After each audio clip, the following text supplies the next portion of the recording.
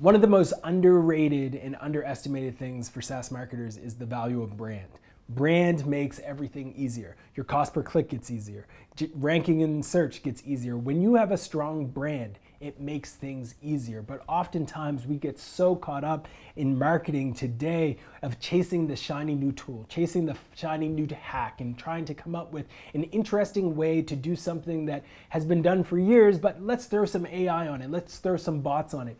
I really encourage SaaS marketers, while it's important to embrace innovation, to recognize the fundamentals. And if you can embrace solid branding and you can invest heavily in telling your brand story consistently and owning a narrative and owning a message that can connect with your target audience 365 days a year, that's huge. But oftentimes we fall into this trap of chasing the shiny new ball, chasing the shiny new tool, when in reality what we need to be investing is building up brand equity, building up trust, and building a product that truly solves a problem.